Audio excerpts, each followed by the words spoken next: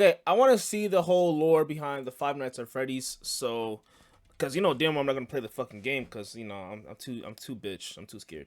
19 books, 11 games, 8 whole years, all leading to this moment. The ultimate FNAF timeline is finally complete. The pieces are in place for us. Now all we have to do is put this story of tragedy, jealousy, and loss back together. Okay.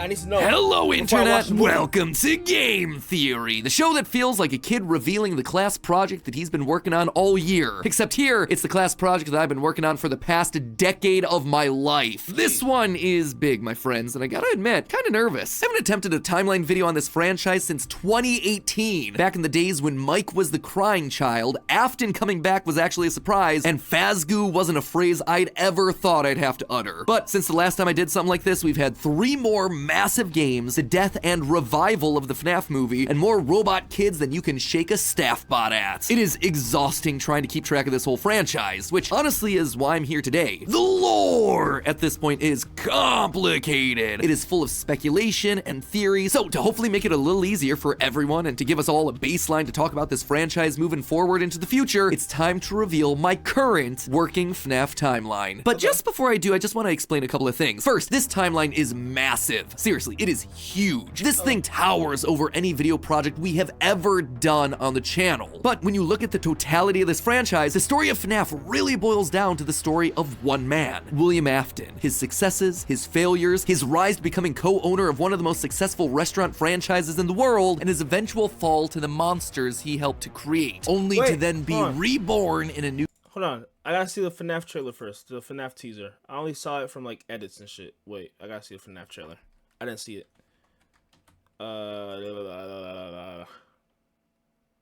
Is this it? All right. So I saw people complaining about the red eyes, and I kind of see why, because it doesn't really look that scary. I'm not gonna lie.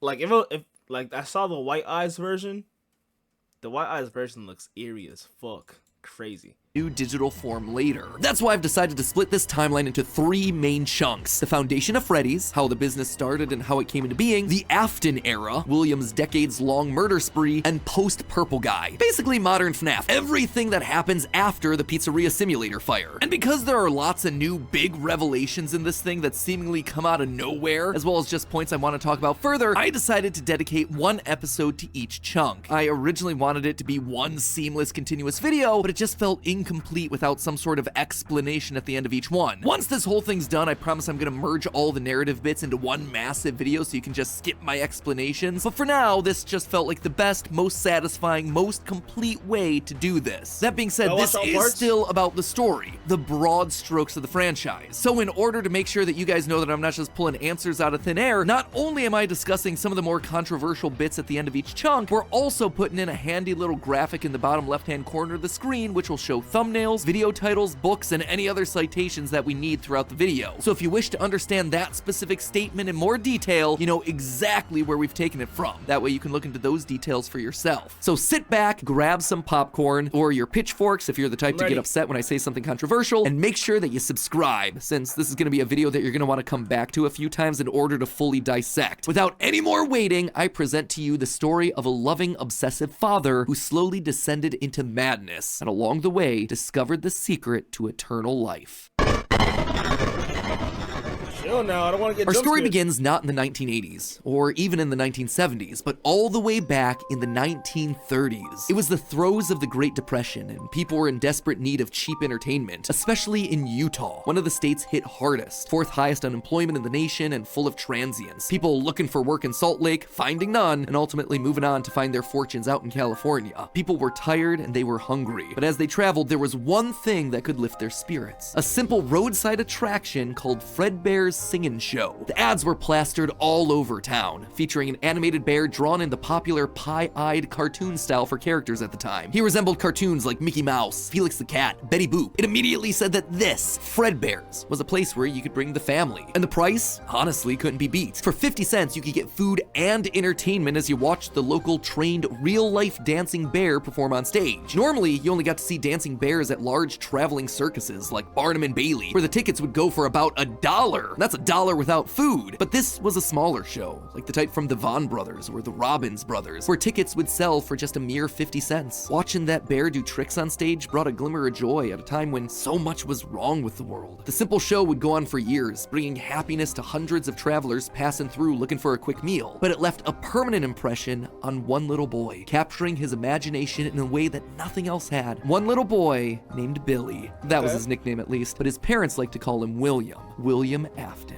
The bear could dance, it could sing. For decades, William dreamed of recreating that moment of bringing a musical bear to life, but how? William was smart, without a doubt, and he had a keen mind for business, but he wasn't the most creative. How do you make a singing, dancing bear come to life? The best he could do was using rudimentary costumes. William was inspired by the work of Walt Disney, who throughout the 50s and 60s was pioneering the use of mascot suits throughout his theme park. The big innovation? Suits with 5 fingers. This allowed the performers wearing the suits to use their natural arms and hands to interact with the guests, as opposed to the older models where the arms would just hang limply by their sides. Finally, with a simple mascot suit, he would be able to realize his childhood dream. He would be able to bring Fredbear to life. To appeal to the kids, and for copyright reasons, he changed Fredbear from a realistic brown animal to a cartoonish yellow bear with a purple hat and bow tie. But feeling like one character wasn't enough, he added another friend, a yellow rabbit with a purple vest and Bonnie, matching right? tie named Bonnie the Bunny. While Fredbear was certainly his first love, Bonnie was extra special because that was his. It was an original character that he had created from scratch. And I do mean scratch. William's hand-sewn costumes were rough with seams and stitches visibly showing, but it was the best that he could do. And you know what? It was just enough. Bonnie and Fredbear would perform on stage to small but enthusiastic crowds. Finally, he was able to deliver fantasy and fun to all the kids, delighting and inspiring them in the exact way that he had been delighted and inspired so many years ago. And things could have ended there. That could have been the end to his story. It could have been perfect had it not been for one thing. Other people saw the success of his idea and they wanted in. Enter Chica's Party World, a rival restaurant starring performing animal characters. His idea, except they did it better. William may have been the first, but obviously he wasn't the best. It hurt the prideful William Afton to admit it, but this restaurant was able to do the thing that he always wanted to do: make the animals actually come to life. All of the performers in this restaurant were robots, simple metal skeletons that were powered by battery packs, but all of them able to freely turn and talk and dance on their own, no human required. It was like magic that came from the mind of a brilliant creator named Henry Emily. This Henry, in some small way, had been able to harness the power of life itself. Afton admired him. He was jealous, to be sure, but he also looked upon this man with awe. Off to one side of Chica's Party World was a small cabaret stage featuring an elephant magician. On the other, a hippo known to ramble on and on. That one was more of a joke for the parents, but it was the main stage that was for the kids. A rocking band of characters featuring a yellow chicken thing with a southern drawl named Chica, backed by a band of other country-themed characters, including a pig with a banjo, an upbeat frog from the local swimming hole, and a brown bear with a heavy southern accent. Wait,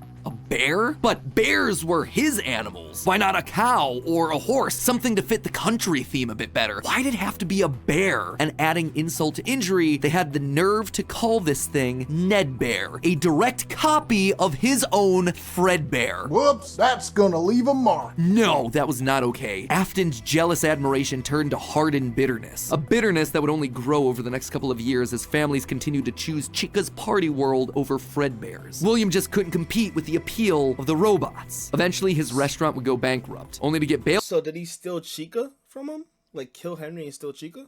out by, of course, Henry Emily. Another insult, another humiliation that William wouldn't soon forget. 1979, go bankrupt, only to get bailed out by, of course, Henry Emily. Another insult, another humiliation that William wouldn't soon forget. So he bailed him out to use him.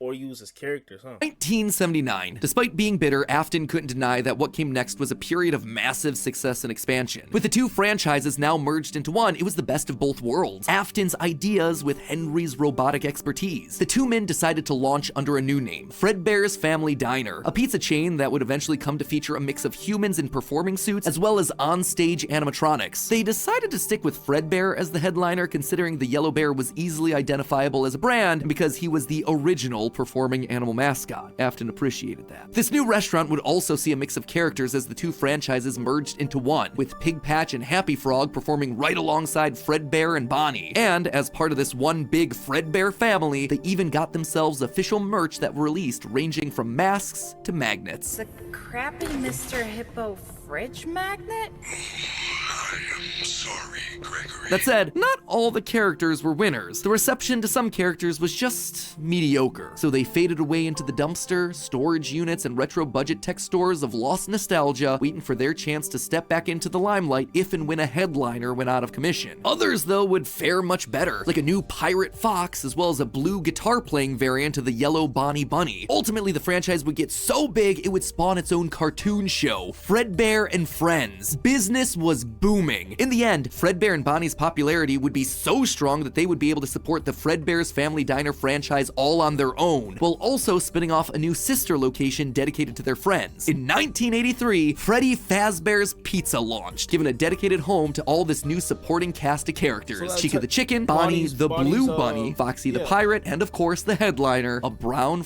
Okay, but what's the story behind Bonnie going from yellow to blue? Freddy Fazbear. Business was good, and Afton was happy, mostly. It did bother him that the one original character that he created, the one that he himself played, Golden Bonnie, got passed over for inclusion in that cartoon show. The only character in the roster of regulars to get ignored for the show, but other than that, things were going smoothly. He had himself a wife, 2 sons, a daughter, he had a thriving business, and best of all, he was able to learn the craft of robotics from the man that he both loved and hated, Henry. Together, they were constantly pushing the limits of what these characters could do. Because it was quick and easy, new characters introduced into the roster would be given a simple hand-sewn suit with 5 fingers that any performer could wear. Eventually, Henry would design one of his signature animatronics for that character, utilizing a divided mouth with either a hinged or sliding jaw design. This was the first generation of animatronics. But why stop there? Afton had big ideas. What if the animatronics weren't just locked to the stage, but could freely roam the restaurant and interact with the kids? What if his mascot suits could become animatronics? What if you could use more than just rigid metallic skeletons? Why not experiment with tubes and wires that would give the animatronics fluidity and flexibility while still providing structure? The possibilities for this technology were endless. Afton fell in love with robotics. He had started with a dream of bringing one simple singing bear to life, but with robots, he had stumbled across the tools that gave him the ability to control life itself. And thanks to Henry, he was practically speedrunning his way to an engineering degree. And while William wouldn't admit it out loud, one other thing that kept pushing him forward was the desire to beat his former rival, to prove himself smarter and more capable, to surpass the man who everyone else considered to be a visionary genius. But pride cometh before the fall, and tragedy was about to strike. Okay, so that brings us to the end of part 1 of the story. That said, at the end of each of these chunks, I want to break down some of the logical leaps that I made, since the more narrative format doesn't give me much of a chance to justify a lot of the big decisions. And admittedly, there are some large leaps in here. Let's just start off with Fredbear's singing show, shall we? We know, based on the retro poster that was hidden in Security Breach, that at least at one point, Fredbear was an actual bear. And like I called out in that narrative segment, dancing— Oh, so he's giving the explanation, right? The extra explanation. I kind of just want the rundown. Someone with good intentions and a love of entertaining kids. He wanted to bring things to life from the very beginnings, themes and everything. It is the design of Glitch Trap. It's a handcrafted suit. You cannot were a part of the story. That's why I suspect that it was actually the first, predating literally everything. It's also a suit that is very personal to Afton. He put his digital consciousness in that form. It's his personal avatar. It's the way that he sees himself. There's also a whole separate discussion to be had here about the habits and rituals of serial killers. So the fact that he's choosing to lure kids and kill them in this particular suit actually says a lot about his emotional attachment to it. So while Fredbear seems to have started as someone else's creation, Golden Bonnie was uniquely Williams, giving him a personal connection. And that's not all. In this whole franchise, only one set of characters have themselves 5 fingers, the Nightmares. Even Golden Freddy, Fredbear, was a 5-fingered wearable suit at one point in the story, as we see in this shot from the graphic novel, before he, like everyone else, was turned into an animatronic. This seems to imply that all of the main characters had similar wearable mascot outfits at least at one point in time, and that whoever is having the FNAF 4 nightmares, if they even are nightmares, something that we'll touch on in part 2, saw those mascot suits specifically. Lastly, we have to talk about the elephant in the room. The literal elephant, Orville Elephant, as well as the rest of the mediocre melodies. For a while now, I've suspected that the mediocre melodies played a much more important role in the story than just being a bunch more animatronics to fill out the roster. Especially Nedbear, which is just so suspiciously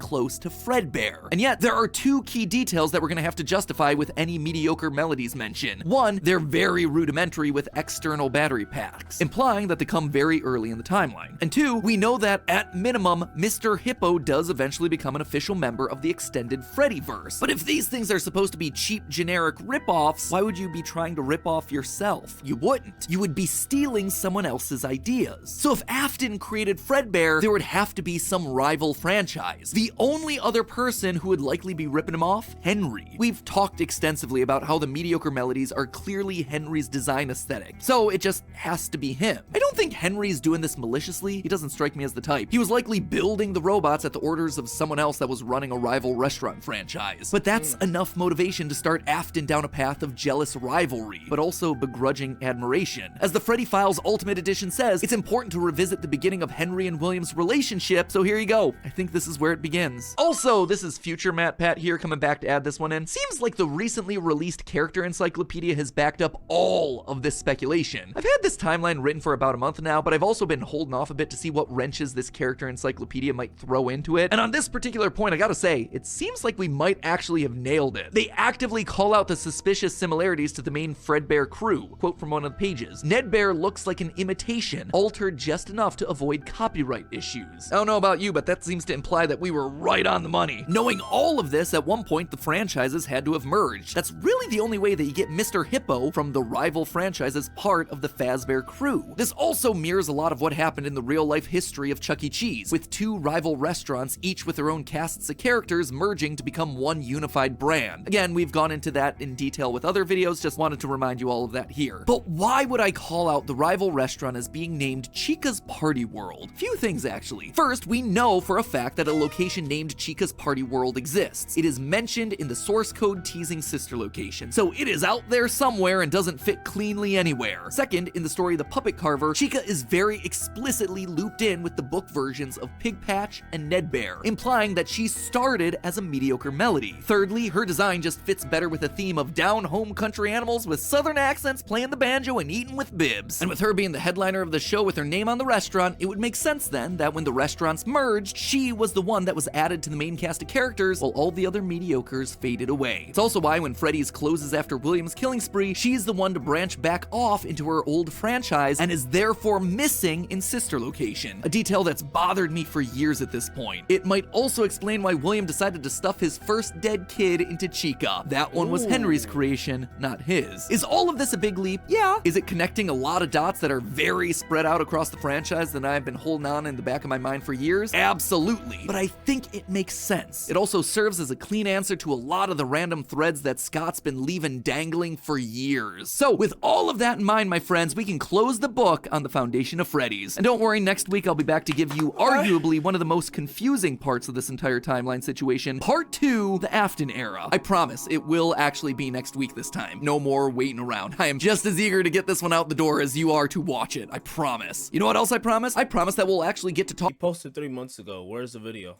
talking about the games. I would have liked to have talked about them in this episode, but they're just... Okay, I understand the foundation now. I understand why Five Nights at Freddy's is kind of Five Nights at Freddy's. Okay, good. I'm learning.